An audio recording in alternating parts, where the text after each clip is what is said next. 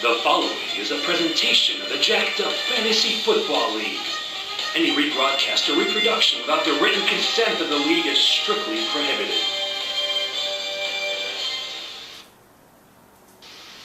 The following program contains material that may not be suitable for younger audiences. Viewer discretion is advised.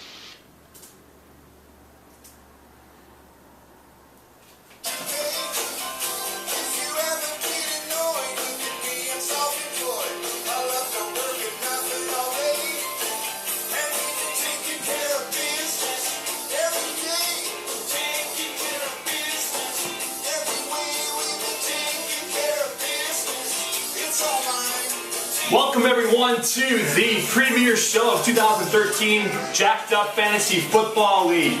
That intro song can only mean one thing. Ladies and gentlemen, the owner of taking care of business, Mr. Zoly Bellomo. How you doing, buddy? Very good, Valley D. How you doing, Commish? I'm doing good, man. I'm doing good. I'm excited about the football season. I'm glad that we're finally got football on the way, man. I don't know about you, but it was a long summer. It definitely was. The only thing I can say is I'm a little upset I'm not in your spare bedroom taping the show live, but I guess this is the next best thing. That's probably a good thing, man. Two guys in a dark room in a spare bedroom, you know, it's people are going to have different kind of thoughts about that. Yeah, great first week, huh? Yeah, man, it was a great first week for me and you. But before we get into the recaps, just a quick bio about Zoly. I've updated this, so you'll see this when we actually broadcast the show, Zoly.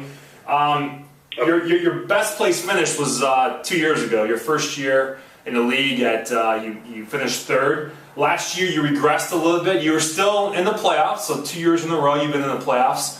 And you actually lost to Bulldogs as opposed to beating him in the third place game in 2011. Yeah. So how do you feel about this season, man? I mean, again, you went from third place to fourth place. Any predictions?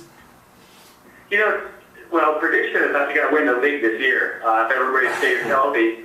But I'm going to tell you that I really came away from the draft this year feeling like I had a solid game plan. I stuck with it, and I think the results will show. Well, you're definitely more into this year's draft than you were last year, so... Yeah, I really enjoyed the computer draft. I thought, the way the website has everything set up, I think it's great. It's much better than having to make phone calls for somebody that's camping and another ding-dong that's bowling. Or a guy that's bowling, yeah. I think the online draft is a good idea, and it was definitely something that was long overdue. The one thing that, we had some kinks with the whole Google+. I mean, we've gone to the social networking this year. I mean, every year there's improvements to our league. We gave Google+ a try, and so far it's okay, but there were definitely some kinks during the draft. And of course, I sent an email out like 2 weeks before the draft telling people to please, test the shit out, make sure it works. And what do people do? They wait till 8:05 of the draft to start downloading Google+. Oh, what's this Hangout thing? How do I call you? Meanwhile, they're on the fucking clock. So whatever. There's always those guys that are not going to be fucking paying attention or following instructions. Yeah, it was just fun watching old Archon Tiger getting drunk as hell on Oktoberfest. And again, people talk about that drunkenness a little bit later on when it comes to his game and his matchup. All right. Sounds good, man. Well, let's get right into the recap. The first game we're going to talk about is the Cleveland Crushers against the High Flyers. This was a game that the High Flyers had in control up until the Sunday and Monday night games. Eli Manning, goes off for the Cleveland Crushers, and so does LaShawn McCoy. But for the High Flyers, before I turn it over to you, it just was a tough matchup for Cam Newton against the Seahawks defense, and he didn't have a bad week. He scored over 100 points. It's not a bad week, but I think, again, the difference there was Eli Manning and LaShawn McCoy. So your take. I really never agree with my teams, and this is another one where I don't like his team as a whole. However, I think he had some people underproduced, and I would have to say, Brian Avon, let your brother pick for you every year because the team looks pretty decent. Well, it's actually funny. I don't know if they can maintain that pace, but pretty decent. Yeah, it's funny you mentioned that because I'm not sure if people realize that his brother was actually drafting for him because that night happened to be his I think 6 or 7 year wedding anniversary, whatever it was, Brian. Happy belated wedding anniversary. And here's one of the few guys in our league that would actually choose to take his wife out on the night of his anniversary as opposed to doing a fantasy football draft. So, you know, he kind of trusted his little brother. But one thing I will tell you that Brian shared with me is that he was nervous going into the draft because he said, you know, following his brother's teams, they're really never that good. In fact, his brother's wife always does better in fantasy football. So I'm not really sure who was pushing the buttons that night during the draft, whether it was, you know, his sister-in-law or his brother. But right.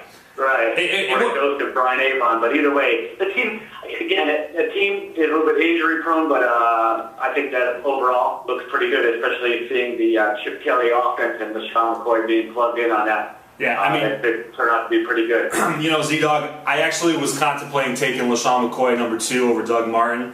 I just think he's a perfect fit for that offense, and I think that's why I took Deshaun Jackson. I think he's going to rebound, have a great year. Michael Vick's going to have a great year. So I agree with the LaShawn McCoy pick, no doubt. So I actually had a chance to talk to the coaches, and before we get into that, the analysis basically here was that Brian comes back strong on Sunday nights. Between his 3 players, he scores 86 points. I think High Flyers will be fine despite the Week 1 loss. But I caught up with the coaches, the winning coach, and I asked him on this big night by Eli, and he basically said, yeah, that was nice to wake up to. And as far as the loser, Michael Horowitz, his quote was, that was the ugliest big score I've ever seen, referring to Eli's big night. So, again, the difference there was definitely Eli Manning. He got some garbage touchdowns there at the end, but it didn't make a difference. He still won by 27. The next game we're going to talk about is the Frosty Paws and the Prime Timer. This is your division. 2 teams you're going to keep a close eye on throughout the season, Z-Dog. And it was the closest game of the week. It wasn't a pretty game. It came down to the Monday night game, and it was really between Alfred Morris and Ben Tate, and I think Morris outscored him like 8-5 or something. So that was the difference. Your take? You know, these are 2 teams that have some decent players, but a huge gaps in their lineup. You know, I've got to look here and see what the bench did, but I don't believe like 48 points for one and 25 for the other. So I think that when the heat goes on, you're going to see these 2 teams, you know, make my division a joke as they do every year. Well, Frosty Paws, you know, was the runner-up last year. He got hot the last second half of the season there. So. Yeah, well, maybe he should think about a trade then to get himself back to hot because it doesn't look that great. I mean, Tyler Eifert, that's kind of a joke as a starter right now. Yep. And I just leave it at that. I'm not going to pick on my guys in the division too bad, but they need some work. Okay, and you know, as far as the experts in the draft recap, they thought that Ryan had by far the worst draft. I wouldn't go that far. We'll get to the guy that we think had the worst draft. But I think once you see the points, you'll know. No, it wasn't this week. It was just the overall draft strategy. But I caught up to the coaches. The Frosty Paw didn't want to talk about the game. Actually, he was talking about his draft, and his quote was that it's my own fault. Bad draft, no firepower. Went young. Taking Rodgers was tough, but I had to. That was from Andy. So he kind of agrees with what we're saying there, is that he didn't feel that great about his draft. He went a little young. Yeah, he did go young. He went Cleveland Brown style for sure. Exactly. And when I caught up to Ryan, I asked him, you know, going into that Monday night matchup when you guys were tied at 81, it was basically between Alfred Morris and Ben Tate. And his take was, I don't like my odds, and I'm hoping that Arian Foster decides the rest. And what happened in this game, basically, is they got down so fast that it took the running game out. So I think that if that didn't happen, Ben Tate would have scored at least 3 more points or 4 more points to get a win for Ryan. So, all right. Okay, so we're going to talk about the game of the week. I don't have this last, but it doesn't really matter. So this is TCB, guest of the show, Serve Destroyers, and we're going to take a little bit more time talking about this game. You know, Jake was a tough luck, can't spit it out, man, I'm not even drinking. He's a tough luck loser this week because the only other team he would have lost to was Bubba, so he didn't unfortunately play the right guy. But he had a very, very solid week, man. I mean, usually 148 points is going to get you a W. And on your end, man, of course, besides Victor Cruz, I think the big difference here was Kaepernick to Vernon Davis for 2 touchdowns. That was obviously the difference maker. But your team went off, man. You got to be happy about 160 points. You know, I am. And it was funny that week 1 ended up looking like a Super Bowl victory over here because that really was a great game. And it was, you know, when he came out and struck quick with that Thursday night, and I thought, oh my God, you know, I've got a lot of work to do here, and kind of discounted the week and said, okay, I don't think the team's bad. And then when I started seeing some things happen, and I love having that quarterback receiver / tight end combo. It just makes your day when you see that boom boom, that double flicker on your scoreboard. But again, I think I drafted a pretty solid team, and I think that your brother is going to be a solid adversary. He definitely has a put-together team as well. Well, I think you have some weaknesses, especially at wide receiver. Besides Victor Cruz, I'm not really sold on Greg Jennings moving over to the Vikings or Mike Wallace moving over to the Dolphins. But I think Ray Rice will be fine, and so will Forte. And again, I think you got a great quarterback. And Vernon Davis is actually playing more of as a wide receiver because Crabtree's hurt, Manningham's hurt. So, I mean, he's a tight end. He always was a tight end, but he kind of, you know, gave you the points like a wide receiver. And this year, I think that he's going to definitely be a top 5 pick, a top 5 tight end. Yeah, exactly. I mean, Anquan Bolden is still playing sick, but he's definitely getting, you know, the better press coverage than Vernon Davis is. So yeah. I think Vernon Davis will find his slant routes, find his seams, and still make a pretty good contribution, as you saw towards the end of last season into the playoffs and the Super Bowl. So I'm pretty, again, I'm pretty excited about the team, and if I have to, I think that I've got a little bit of depth on my bench where I could trade a little bit away if Wallace is on a short leash because he was a dirty Steeler. So if he doesn't produce, then, you know, maybe I got to try to package something together to improve that situation. But again, I'm feeling pretty good about the team. Yeah. Well, I mean, not to give you coaching advice here, but I'd probably, you know, insert Darren McFadden as a flex over Greg Jennings or Mike Wallace. So I would go. Yeah, that's a possibility. You know, neither one were playing tonight, so I just figured wait for Sunday and then make up my mind and see what the decision is. And it just is proof that Jake has a black cloud over him because the guy scores just a ton of points, looking great, has a good team, and still finds a way to lose. Yeah. I mean, I actually felt sorry for him this week. I usually don't because I don't think his fantasy football IQ is that good. But he actually had a decent draft, even though he was contemplating about not taking Adrian Peterson. He had a good draft. You know, tough break with Vereen. He's on the IR for the next, I think, 10 weeks. So that was a tough break, man, because I think that was a nice pickup in the 6th round there. Yeah, I agree. And I didn't even send him a ruthless text either, so... you didn't want to rub it in. I don't go with that tough break. I didn't bust his ball. Well, the good thing is he's in your division. He gets a chance at a rematch. But I did talk to Jake before that Sunday night game between the Cowboys and the Giants, and he actually was worried about Victor Cruz. So the next morning he wasn't shocked when he woke up and saw him scoring 3 touchdowns. So yeah, terrible. Victor Cruz was his draft pick that he traded away last year, and maybe Victor took that personal. Dude, he has a man crush on this guy, dude. He loves Victor Cruz. How we learn how to salsa dance? Yeah. No, dude. He's got no coordination. Well, so moving on to the Eliminators and the Bulldogs. Not a very pretty game here. But the Eliminators pull off a pretty easy victory. This game was actually over on Sunday. The Eliminators had a few guys going on Monday night, like his quarterback, RG3, but it was over even before that. So I don't want to talk too much about this game other than the fact that, you know, Andrew Luck scored half the points for Mark. I think he had a bad draft, and I'm predicting on week 1 that for the first time in 4 years, Mark will not make the playoffs. Your take on this team, on this game? You know, again, I'm going to keep this pretty limited because I don't think either one of them are powerhouses. However, I think the Bulldogs got a little bit of bad luck. I mean, Roddy White to get 19 points is a little bit ridiculous. 19 receiving yards, 1 point is a little ridiculous. So, I mean, he's gonna get better, but you know, I don't know how much better. I got you. I caught up to the coaches on the winning coach. He basically kind of echoed my thoughts that it's nice to win before the 2 Monday night games were even played.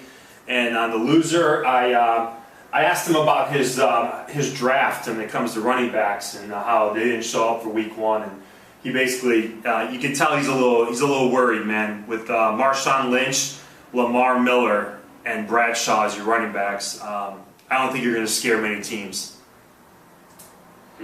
All right, moving on to the Angry Serbs, the Playmakers. If you guys didn't get that news bulletin, the Angry Serbs changed their name, or the Playmakers changed their name to the Angry Serbs, hoping to change their luck. So far, it's worked out.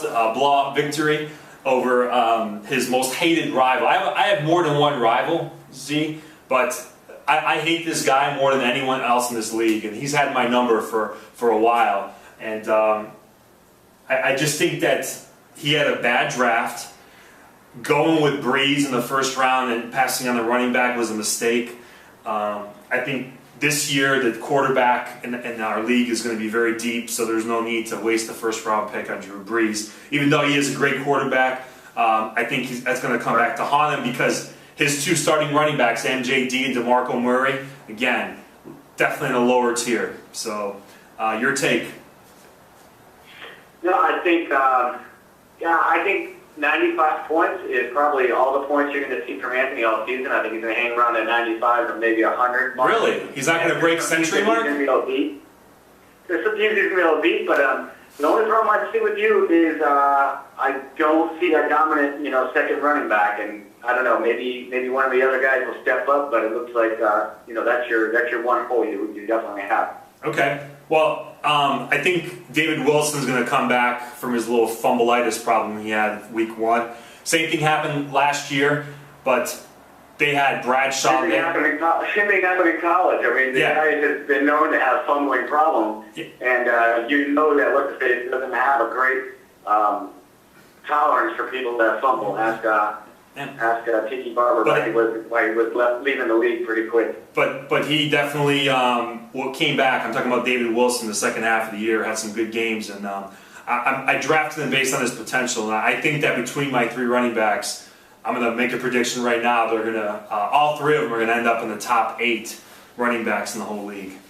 Okay. Well, all I'm saying is that's where you need a little bit of help from either the guys stepping up or finding a free agent. But either way, definitely on running back for me. This would have been even a bigger blowout. 3 of my touchdowns in that Lions game were called back. All 3 were challenged. All 3 were called back. 2 of them by Reggie Bush, so he would have had another fucking 15, 20 points, and 1 by Stafford. So this would have been a true ass whipping. But as it is, still 41 points. I'll take it. When I caught up to the coach of the Angry Serbs, his basically take was that TNT has had my number in the past, but he's never faced the Angry Serbs. And of course, TNT in his usual gay-ass fashion remarks responds with, "You don't know what angry is, my friend. TNT will explode in your Angry Serb mouth later this year."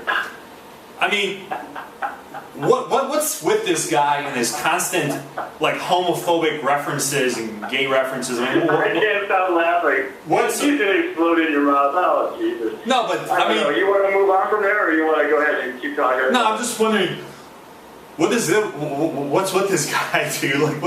I mean, it's constantly something, on the homophobic gay side. I'm sorry, man. We gotta move on. He's cracking me up with that comment. All right. Well, let's move on to the issues, man. Yeah, let's move on to the blowout game of the week. The Farmer's Tan beats up on his older cousin. Triples Zach score, 180-60. This was just a good old-fashioned ass whooping right here, man. I mean, one player outscores your whole team. I mean, it was over. This game was really over Thursday night because I think Zach, even though he won't admit it because he's a 4-time champ, there's no way he thought he can win this game being down 75-0. I mean, Farmer's Tan honestly should have scored over 200 points. I don't know how he doesn't put Anquan Bolden in it as that flex division, and this game really would have been ridiculous. Yeah. But all I have to say about Zach is I know that you've won this league plenty of times. I do have respect for that, but when your kicker almost outscores everybody on the team, you might drink too much on draft night. That's all I'm saying. Well, I mean, talking about his strategy, waiting till round 5 to pick a running back, I think he went with the 26th or 27th running back taken off the board. I mean, some of us had 3 running backs by the time he had 1, so I totally disagree with the strategy, Zach, of the 2 receivers. But again, he's going to come back and say, have you ever won the league? And I mean, I'm not talking about the past, I'm talking about this year. And this year, you had a bad draft, and your strategy is going to backfire. He's already made 5 transaction moves. We're taping this on Thursday. He's already made 5 transaction moves. That's like a third of his roster has already been overhauled after 1 week. And he actually was complaining today why he couldn't make more transaction moves, why the limit was 5. So this guy's just ready to gut his whole team and basically start over. Well, the problem is, and I can say whoever's in the mood for a quarterback, he's going to go ahead and sell Michael Vick. I have a feeling on that. I think they'll start him this week, but I think he'll be on the chopping block pretty quick for him to stack up on a running back. Yeah, but Z, the bottom line is, Bubba's not this good and Zach is not this bad. I mean, he's got Brady, he's got 2 great receivers, top 3 receivers. Oh, yeah. So no, overall, I'm just thinking that Zach, I know he got let down and he should have some more points, but I mean, to be honest with you, his team is just not well-rounded like the normal team that you see him, drafting or maybe even trading later on in the season. So he's got some work. Yeah, he definitely has some work because that team is not going to take him to the promised land. Yeah, but if you have a bad week, you might as well have it against the guy who scored 180 points because really nothing you would have done would have won. So, right. Yeah. So I mean, the quotes from the 2, because this was very curious to see what these guys are going to say. Now Bubba, if you guys don't know, is actually getting married in a month. I'll be up in Cleveland for that wedding. Hey, Kume, how's it going, man? But his quote on the blowout win, Zoly, was, "It might feel better than getting married. LOL." First of all, don't say LOL. It's fucking gay. All right, Bubba? I mean, you're fucking 38 years old or whatever, mid-30s. Stop saying LOL, okay? Thank you. Unless you're texting your girlfriend. It's the only time it's fucking acceptable. But do not text guys LOL. All right? And as far as Zach's quote, I mean, he basically admitted that he got bitch slapped. I mean, there's nothing else to it. I mean, what else can you say on a score like that? So I gotta bring up real quick, Zoly. I gotta bring up 2 records that were broken. The first record was the all-time high for a single player in one game. Peyton Manning scored 75. I actually held the previous record. Michael Vick 73 points in 2010, and I'm so happy to see this record broken. And you'll see this when we post the actual show. But the largest margin of victory / defeat was also broken. The record was my old record, I believe, right? It was actually mine. Actually, Archon Tigers laid a whipping on me in 2009 by 117 points. So thank you, Kume. Thank you, Boban, for bumping me to number 2 in that. And now Zach's on the other side of that highest margin / defeat victory there. So I had. Although I still think I own a record of the fewest points scored in game with 57. So I still own that one. No, you don't. No, you don't. You're good, man. I don't know. I thought I was in archive somewhere. I'm at all right, so what are we looking like next week? All right, so next week, let's talk about your game, Frosty Paws TCP. Obviously, you're gonna pick yourself. I'm worried about your matchup with your quarterback and Vernon Davis going up against the Seahawks defense. I'm worried about that matchup, but I still like you this week. Yeah, I think though if somebody's going to get around that Seahawks defense, it's going to be big bad Vernon Davis. So I'm feeling good, and again, T.Y. Hilton and Tyler Easter, I just don't see that as being a big threat to Victor Cruz and Vernon Davis. Gotcha. Angry Serbs and the Archon Tigers. And actually, Zach is calling me as we speak, but I'm going to let it go to voicemail because I got to wrap up the show. I'll call him later. But he's calling me right now. But, I mean, he's kind of like right on cue there, man. Archon Tigers, Angry Serbs. Of course, I feel confident in my team this week.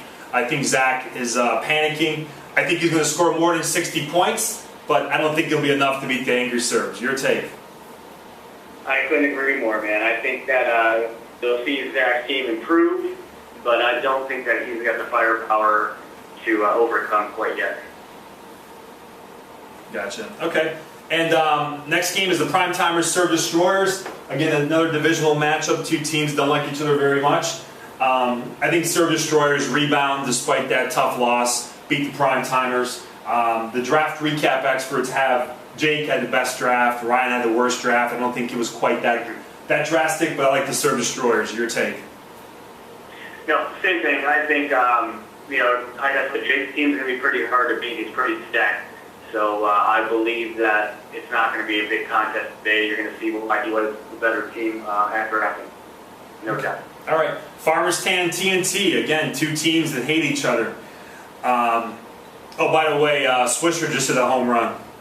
Giving you an update on the score. Okay. I just saw. Two teams that hate each other. You're taking Farmers Tan TNT. I think it's going to be another big week for Farmers Tan TNT. Again, I'm on that. I think can't break 150. That you're going to have a good week against Farmers Tan still. Yeah, I think TNT goes. I think TNT goes 0-2. And Farmers Tan keeps rolling. He's not going to come close to the 180, but against Tony, he won't need it. High Flyers Eliminators. We move on to the Western Division. You're taking the game. We're talking about High Flyers and Bulldogs. Is that what we're saying? High Flyers and Eliminators. Why is my screen showing me Cleveland Crushers Eliminators and High Flyers Bulldogs? Maybe I fucked up, dude. Yeah, I'm seeing High Flyers Bulldogs on mine. I'm right on the CBS Sportsline site. All right, so I probably fucked up. Yeah, so I'm going to go ahead and give it to High Flyers. I think Mike rebound. Bulldogs again. I just don't. I don't see that team as competing all that great. I agree. So far, we agree on everyone. And I guess the last matchup then would be the Cleveland Crushers and the Eliminators, since I fucked that one up. I like the Eliminators. What about you? I'm going to stay with the Cleveland Crushers. I think that they're on a roll. I think that some of the veteran players they have are going to charge to a victory. So I think that we have our first disagreement. Okay. All right. Fair enough. But I think it's a pretty even game. I'll put it that way. I don't see it being more than a 10 to 15 point spread. Okay. All right. Cool, man. Well, that's all the time we have, man. I appreciate you giving a few minutes of your busy night to do the recap with me, man. And again, congrats on a great week. Good luck the rest of the season. Every week except for that week that you played Angry Serves. And I'll talk to you soon. All right, peace out, brother. You got it, man. Thank you. Good luck for the rest of the season. You got it, man. Take it easy. All right, bye.